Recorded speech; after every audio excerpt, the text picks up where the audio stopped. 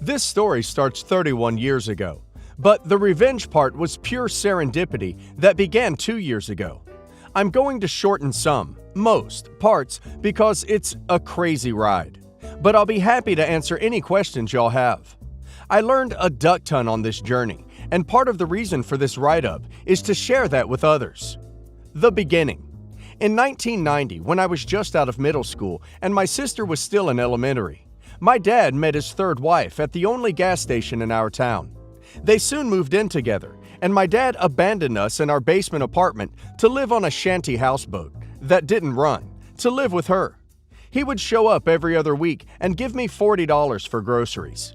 Eventually, someone figured out the situation and called my mom. We went to live with her, which was, believe it or not, worse. My dad and his shanty wife got married in 1991. Not long after, she called me and told me my dad's brain tumor had returned.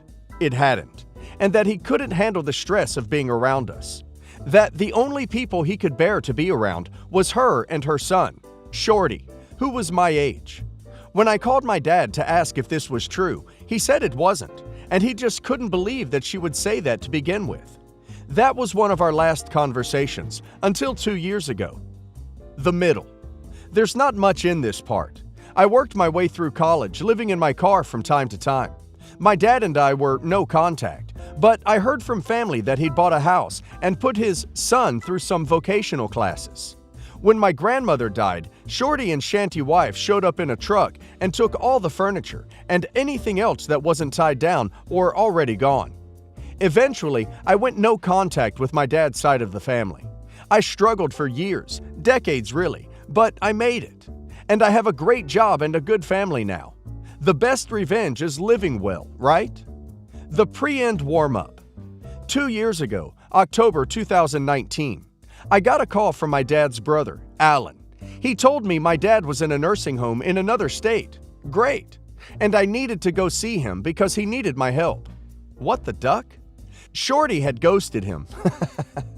The nursing home, coincidentally, was about 20 minutes from my house, and I saw an opportunity, and I went. The reunion was underwhelming. I didn't want to make amends, but I did want to hear how he wound up dumped and all alone in another state. And it was a really, really good story. Shanty wife got lung cancer and put my dad in a nursing home before she died in 2017. She suffered, and I was happy to hear it, but sad it wasn't butt cancer. Shorty became his power of attorney, POA, when she died and had been visiting my dad, living in my dad's house with his 2 children, and taking care of my dad's affairs since his mom died. But now he was MIA, and my dad was worried about him. He asked me to drive the hour and a half to his house to check on everything. That's all he wanted. He never even asked me how I had been. I agreed to, I think out of morbid curiosity. I'd never been to my dad's house. I did want to see where he lived with his real family for 30 years. I wanted to see what could have been my life. It was 50 shades of ducking awful. The grass hadn't been cut all summer. You couldn't get to the front door for the overgrowth. There were 3 pickup trucks in the yard. 2 were full of trash. Cabs and beds and back seats, just trash. Mail, clothes, paper, shoes, garbage bags. I couldn't understand it. My dad's handicapped modified SUV was on 4 flats and full of garbage too. I didn't have a key, so I just walked around. From what windows I could look through, the inside was in shambles and hoarded to hell. On the front and carport doors were dozens of notices from the city that they were going to condemn the place. The carport was also hoarded, boxes and boxes stacked on each other, most rotting from the rain. The yard was full of garbage, broken Christmas ornaments, more shoes, rusted tools, old toys. There was a letter in the mailbox notifying him that since the house was abandoned, mail would not be delivered anymore. That night, I Googled powers of attorney and how to use them. I went back the next day and showed my bedbound dad the pictures on my phone.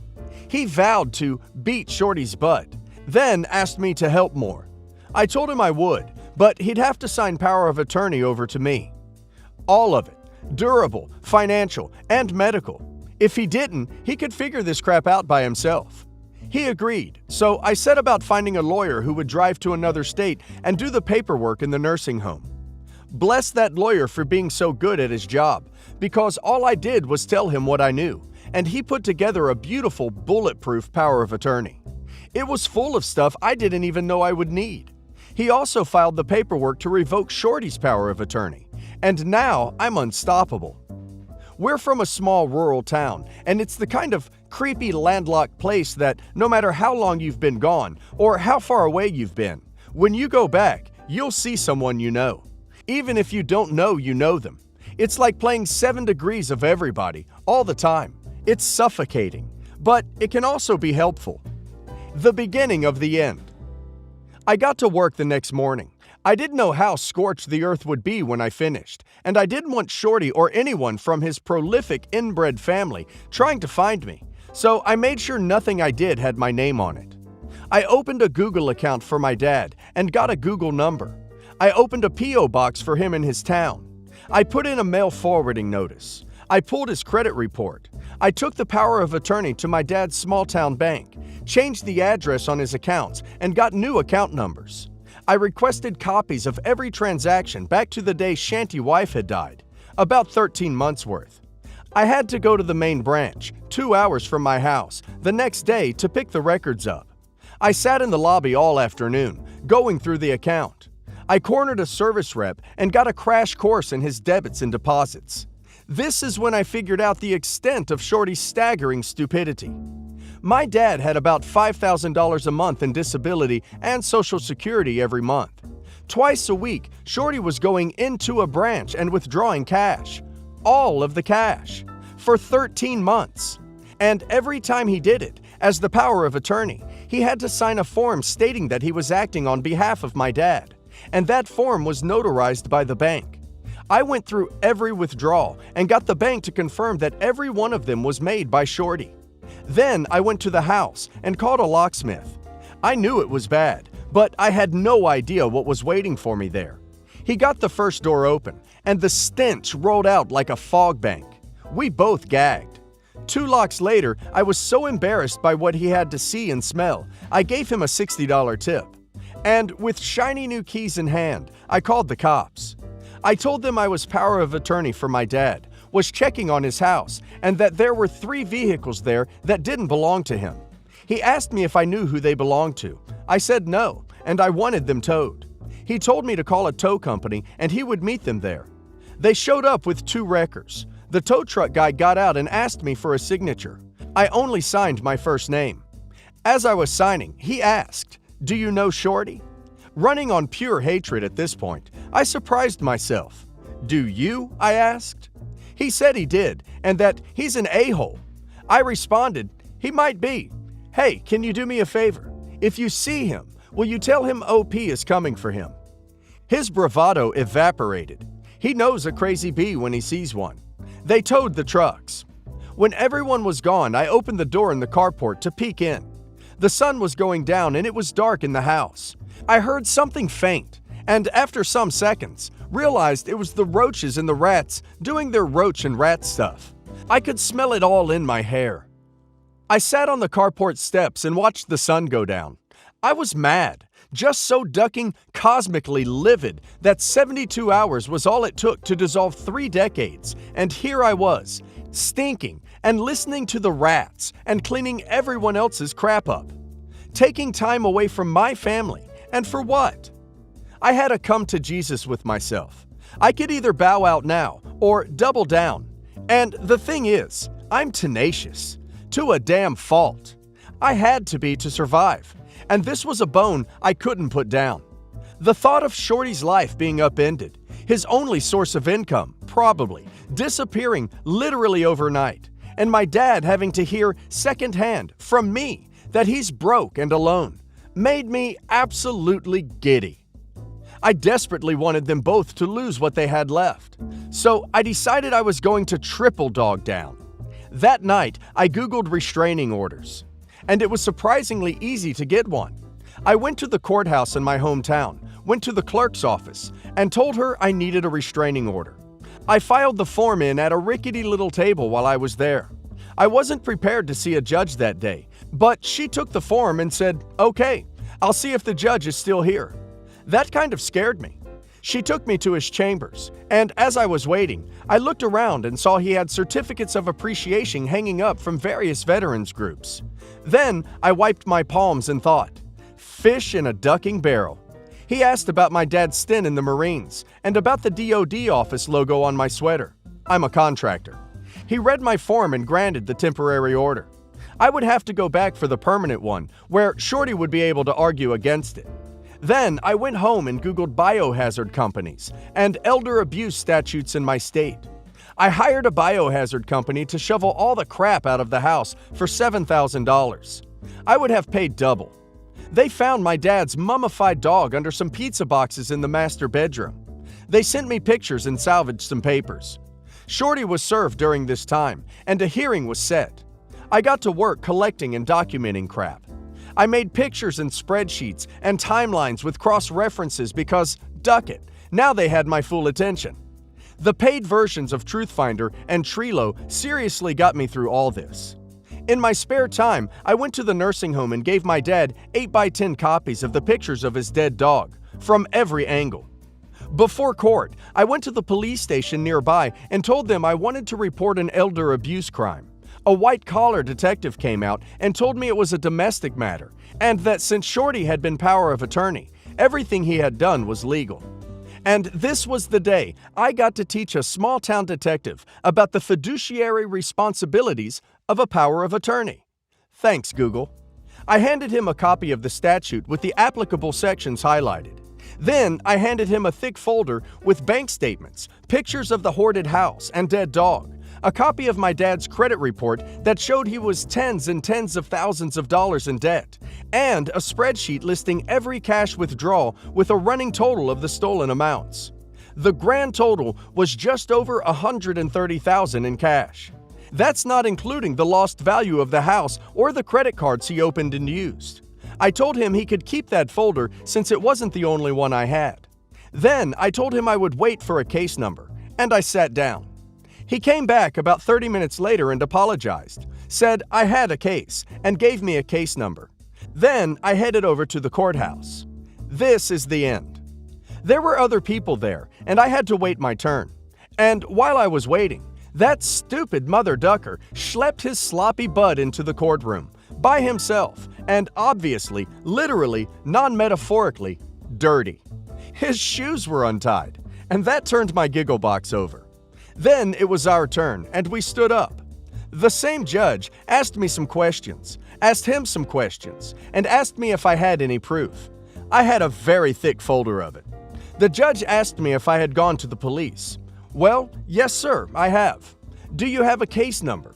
As a matter of fact. The order was granted, permanently and for life.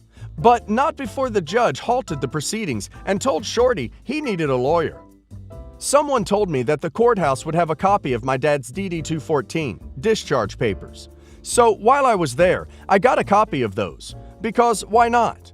I also used my power of attorney to take Shanty Wife off the deed to the house. That way, if my dad died and it went into probate, Shorty had no immediate claim. I also went and got copies of my dad's birth certificate and Shanty Wife's death certificate. Technically, stepchildren can't request that info, but the clerk who waited on me recognized my dad's name and told me she lost her virginity to my Uncle Alan in the 60s and went to my grandparents' funeral. So I got all the forms I wanted. Shanty Wife left my dad $50,000 in life insurance. About $35,000 of that was left since Shorty was spending my dad's money and not his mom's. So I opened an Ally account and transferred every penny over. Then I set up reoccurring transfers for the monthly deposits. At any given time, there was no more than $100 in his bank account. I also found a house flipper that paid me enough for the house to pay off his mortgage. That's the thing about probate. There's nothing to fight over if there's nothing there. And I made sure that there was ducking nothing there. My dad died thinking he still owned a house. Speaking of which, this is about the time I found my dad's life insurance policies. They were up to date, and Shanty Wife was the beneficiary. My power of attorney didn't allow me to change beneficiaries, but it allowed me to assign them. And since Shanty Wife was dead, there was technically no beneficiary. This is where the death certificates came in handy. I assigned my sister and me as beneficiaries, irrevocable too, which means that the only way to change that is for my dad and me and my sister to agree to it. I kept my dad in the dark about all this. The only thing he ever really knew about was the restraining order and his dead dog. I found out that he had purchased the gravesite next to Shanty Wife and wanted to be buried next to her. That was just never going to ducking happen. I googled national cemeteries and found out he qualified to be in one since he was a disabled Vietnam-era veteran. So I arranged for that instead. All the cherries on top. My dad died in June this year, and I was there. He's buried in a national cemetery far away where no one will ever go visit him. The only obituary I ran was on the funeral home's website, and that only for insurance purposes. I wrote it as vague as possible. There was no service. His urn is purple, the color he hated most. I got a call in August from the prosecutor's office in my hometown. The lady on the other end is married to my first cousin because, of course she is. That's how ducking works here. Shorty was arrested just after midnight on July 1st, was still in jail, and had been arraigned on felony elder abuse charges. He's facing 10 years in FPMITA prison. She told me not to expect any trial anytime soon, as it can take up to 3 years for that to happen. I told her that was awesome since the uncertainty will hopefully haunt him. And after all that, he's still got prison to look forward to. He lost his kids. He lost his dad. I'm spending his mom's cancer money. He lost his free house and trucks. He has no credit and will never be able to get any sort of a decent job, and will, hopefully for a long time, not be able to find a decent place to live. And I sleep like a ducking baby. When I got to the end of this, a few things were crossing my mind. Yes, as OP states, hell hath no fury like OP scorned. OP took off and nuked the site from orbit. It was the only way to be sure. Never underestimate what someone can do when they have time, patience, resources, a willingness to take it farther than anyone else, and nothing to lose by doing so. This story belongs in the Slow Burn Revenge Hall of Ducking Fame, as a founding member and exhibit. Well done, OP. May you sleep well every night.